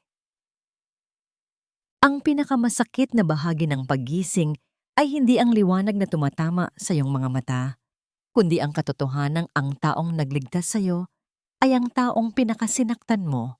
Ang kaisipang ito ay tila isang malaking bato na nakadagan sa dibdib ni Arif habang nakaupo siya sa gitna ng kanyang malawak at malamig na opisina sa mansyon. Ang bawat sulok ng silid na ito, na dati ay simbolo ng kanyang kapangyarihan, ay tila naging isang libingan ng mga alaala. Wala na ang amoy ng lason na kape, pinalitan ito ng amoy ng kawalan. Ang katahimikan ay kasing bigat ng isang dambuhalang kampana at ang bawat tibok ng kanyang puso ay tila isang sumbat na hindi niya kayang takasan. Inabot ni Arif ang talaarawan ni Elena na naiwan sa kanyang mesa. Binasa niya ang bawat pahina ng may malinaw na isipan at sa bawat salitang binabasa niya, naramdaman niya ang matinding pait na gumuguhit sa kanyang lalamunan. Doon niya nalaman ang lahat, ang bawat sampal na tinanggap ni Francia, ang bawat gabing hindi ito natulog para bantayan ang kanyang mga anak, at ang bawat paninirang puri na tiniis nito para lamang huwag siyang iwan sa gitna ng panganib. Nang hapong yon, nagtungo si Arif sa sementeryo. Ang hangin ay malungkot at ang langit ay nababalot ng makulimlim na ulap. Tumayo siya sa harap ng dalawang puntod, ang kay Elena at ang kay Mateo. Ang bawat paghinga niya ay gumaralgal dahil sa kailaliman ng kanyang pighati. Dahan-dahan siyang lumuhod sa damuhan, ang kanyang mga kamay ay humawak sa malamig na marmol ng puntod ni Mateo. Patawarin mo ako, kapatid! Ang mahinang usal niya, ang kanyang boses ay tila isang tuyong dahon na hinahampas ng hangin. Hinayaan kong dumilim ang aking paningin. Hinayaan kong ang babaeng minahal mo at ang babaeng nagligtas sa akin ay magdusa sa kamay ng sarili nating kadugo. Pagkatapos ay nagtungo siya sa maliit na silid sa likod ng simbahan kung saan pansamantalang nananatili si Francia bago ito lumuwas patungong probinsya. Nakita niya si Francia na nag-aayos ng ilang kagamitan sa loob ng isang bayong. Wala itong suot na mamahaling hiyas, wala itong kolorete sa mukha.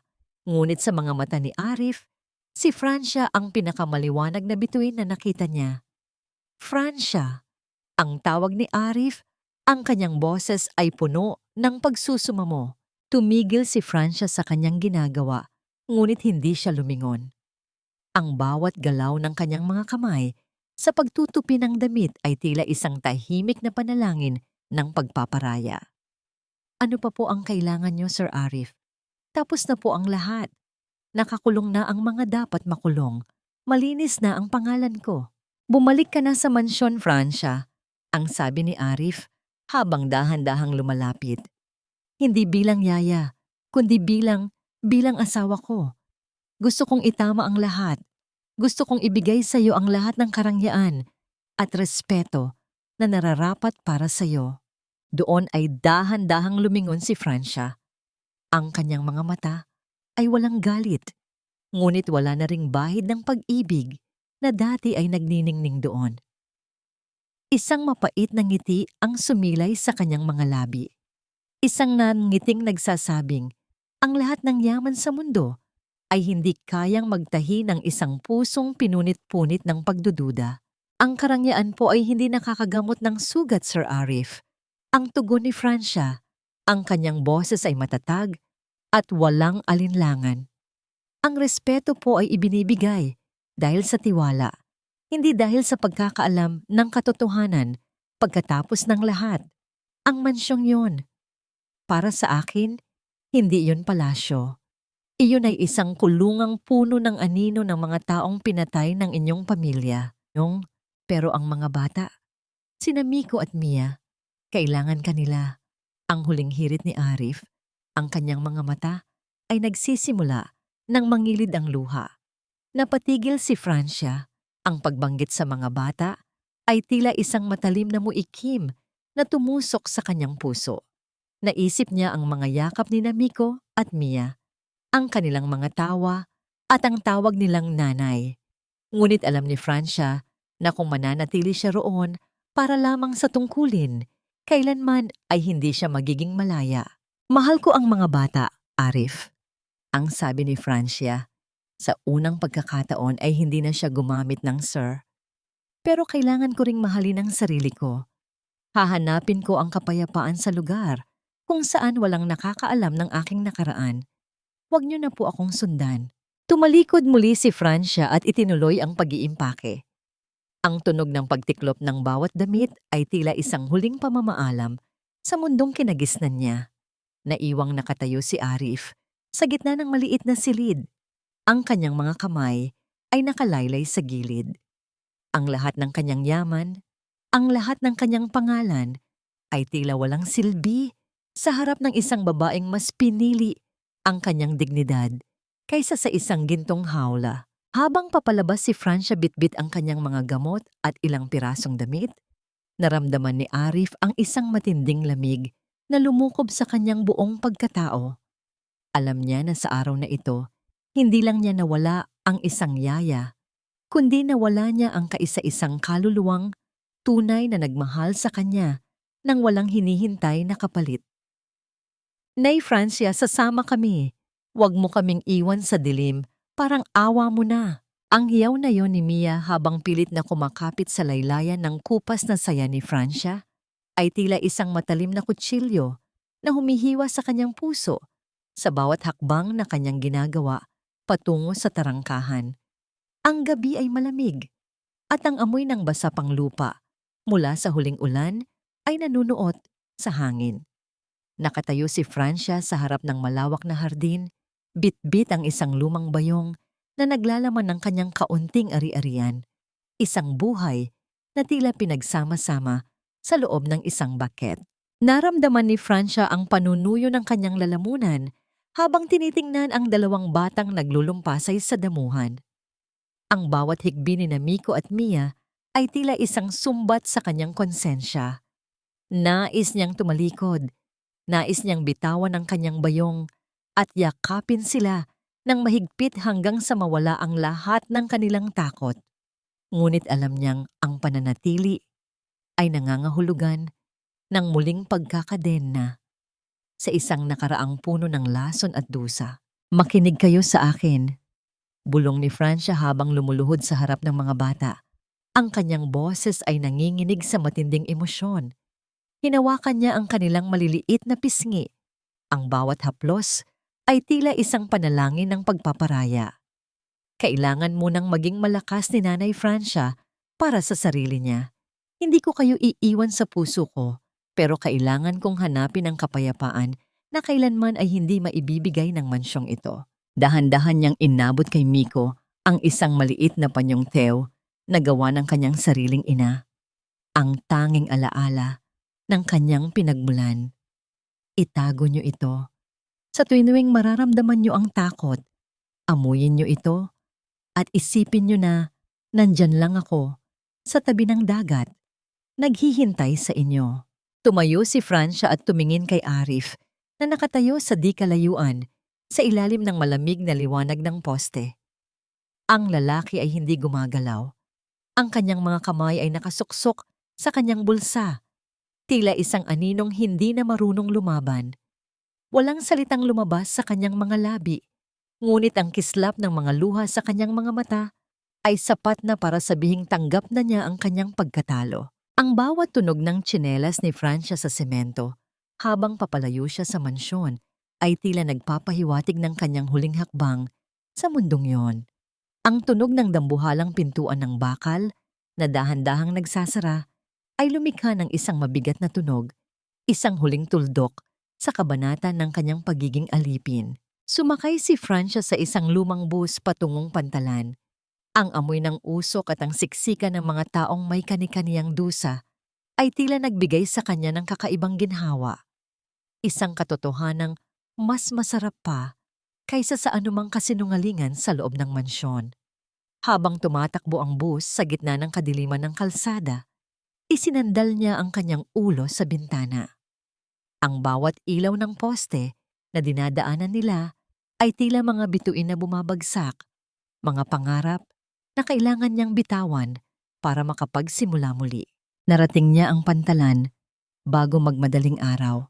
Ang dagat ay tahimik, ang bawat hampas ng alon sa gilid ng barko ay lumilikha ng isang banayad at malambing na ritmo, tila isang uyayi ng kalikasan na nagpapatahimik sa kanyang sugatang kaluluwa. Sa kanyang pag-akyat sa barko, tiningnan niya ang abot tanaw kung saan ang unang sinag ng araw ay nagsisimulang gumuhit sa langit. Leyte! Ang mahinang bulong ni Francia sa hangin, ang kanyang boses ay puno ng pag-asa na matagal nang nawala.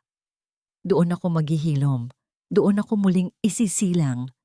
Ang tunog ng malakas na busina ng barko ay umalingaw-ngaw sa buong Pantalan, isang hudyat ng pag-alis. Habang unti-unting lumalayo ang lupa ng Maynila, naramdaman ni Francia ang pagkawala ng bigat sa kanyang dibdib. Ang bawat milyang inilalayo ng barko ay tila paghugot sa mga tinik na bumaon sa kanyang puso. Ngunit sa kabila ng kalayaang ito, isang katanungan ang nananatiling nakasabit sa kanyang isipan, kasing lalim ng dagat na kanyang tinatawid. Sapat na ba ang distansya para makalimutan ang mga yakap ng mga batang itinuring niyang sarili? At sa kanyang pagbabalik sa kanyang pinagmulan, matatagpuan nga ba niya ang kapayapaan o ang mga bakas ng mga lihim ng mga prada na ay patuloy na hahabol sa kanya kahit sa dulo ng daigdig? Ang tunog ng mga alon sa pampang ay hindi na paalala ng aking pagtakas, kundi isang himig na nagbubukas ng pinto para sa isang bagong simula. Isang taon ang mabilis na lumipas mula nang lisanin ni Francia ang madilim na anino ng mansyon ng mga Pradana.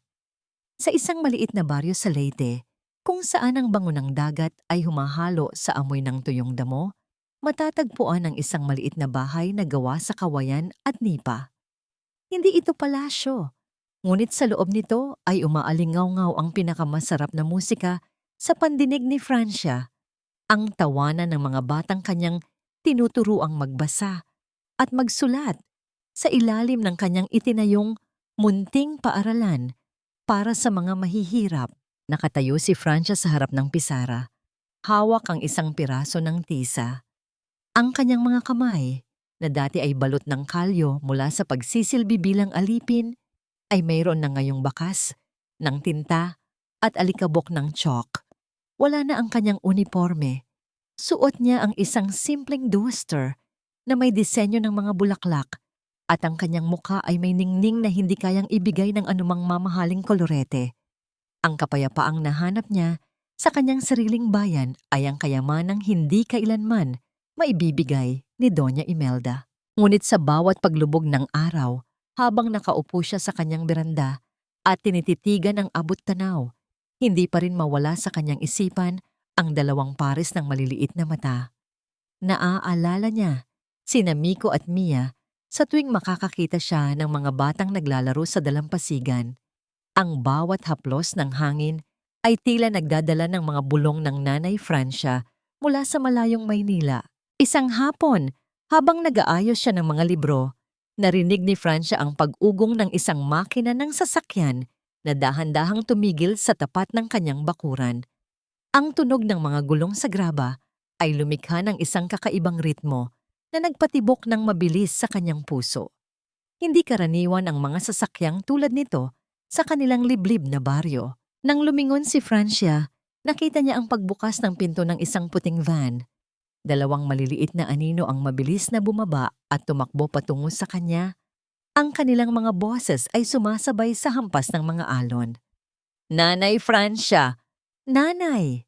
Halos mabitawan ni Francia ang hawak niyang libro nang maramdaman niya ang marahas, ngunit puno ng pagmamahal na yakap ni Miko at Mia. Ang mga bata ay lumaki na, ang kanilang mga pisngi ay mapupula, at ang kanilang mga mata ay wala na ang takot na dati niyang nakikita.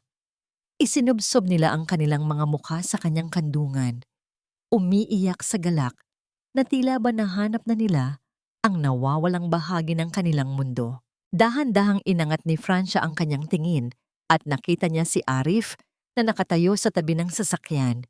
Hindi na ito ang lalaking naka-Amerikana at may madilim na mukha. Suot niya ang isang simpleng kamiseta at maong. Ang kanyang buhok ay medyo gulo sa hangin at ang kanyang mga mata ay may dalang kapayapaang ngayon lamang nakita ni Francia. Lumapit si Arif ng dahan-dahan. Ang bawat hakbang ay puno ng pag-aalinlangan, ngunit may matatag na determinasyon. "Iniwan ko na ang lahat sa Maynila, Francia." Ang mahinang sabi ni Arif. Ang kanyang boses ay tila isang sumuko na kawal. "Ipinasa ko na ang pamamahala ng kumpanya sa mga taong mapagkakatiwalaan. Hindi ko kayang palakihin ang mga anak ko sa lugar na sumira sa ating lahat. Nagmakaawa sila, araw-araw. At sa totoo lang, ako rin." Napatigil si Francia. Ang kanyang hininga ay tila naputol sa gitna ng kanyang lalamunan. Tiningnan niya si Arif. Tinitignan ang katotohanan sa kanyang mga mata. Wala na ang pader ng yaman at antas sa lipunan. Naroon ang isang lalaking nagnanais lamang ng kapatawaran at isang bagong pagkakataon. "Bumili ako ng maliit na lupain sa kabilang kalsada." Patuloy ni Arif habang nakatingin sa paligid ng payak na paaralan ni Francia. "Gusto ko lang na dito lumaki ang mga bata. Sa tabi mo, kung papayagan mo kami." Hinawakan ni Miko ang kamay ni Francia. Ang kanyang maliliit na daliri ay mahigpit na nakakapit. "Nay Francia, pwede na po ba kaming tumira dito sa tabi niyo? Ayaw na po naming bumalik sa malaking bahay. Dito na lang po tayo, please." Isang matamis at payapang tabang ngiti ang sumilay sa mga labi ni Francia. Isang ngiting nagsasabing ang bagyo ay tuluyan ng lumipas.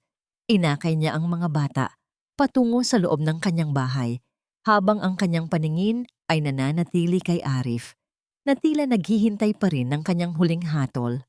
Ngunit bago siya makasagot, isang malakas na tunog ng tawanan ang muling umalingaw-ngaw mula sa mga bata. Isang tunog na tila nagsasabing ang katanungan ay mayroon ng sagot. Ang gabi ay dahan-dahang dumarating, ngunit sa pagkakataong ito, hindi na ito puno ng anino, kundi ng mga bituin na tila nagbabantay sa kanilang muling pagtatagpo. Ang bawat dapit hapon sa dalampasigan ng Leyte ay tila isang bagong pahina ng isang aklat na hindi na kailanman mababahira ng itim na tinta ng pighati.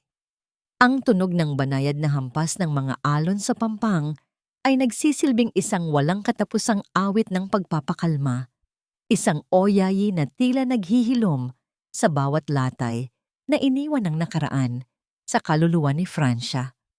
Nakaupo siya sa isang malaking troso sa buhanginan habang pinapanood ang mga huling sinag ng araw na nagbibigay ng kulay ginto sa malawak na dagat. Sa di kalayuan, naririnig ang masiglang tawanan ni Miko at Mia habang hinahabol nila ang maliliit na alon. Ang kanilang mga boses ay malaya. Wala na ang bakas ng takot o ang bigat ng mga lihim na dati ay sumasakal sa kanilang pagkabata. Nakita ni Francia ang paglapit ni Arif sa mga bata. Dala ang isang makulay na saranggola. Ang bawat galaw ni Arif ay puno ng sigla. Isang lalaking muling natutong tumawa pagkatapos malunod sa kadiliman ng sarili niyang pamilya. Dahan-dahang lumapit si Arif kay Francia at naupo sa tabi nito. Walang salitang lumabas sa kanilang mga labi sa loob ng ilang minuto dahil sapat na ang init ng kanilang mga balikat na bahagyang magkahaliti para sabihin ang lahat ay maayos na. Ang katahimikan sa pagitan nila ay hindi na puno ng pag-aalinlangan, kundi ng isang tahimik na pangako na hindi na muling hahayaang pumasok ang anino ng panlilinlang sa kanilang buhay. Dahan-dahang hinawakan ni Arif ang kamay ni Francia. Ang kanyang mga daliri ay marahang humaplos sa mga palad ng babaeng nagturo sa kanya kung ano ang tunay na kahulugan ng paninindigan.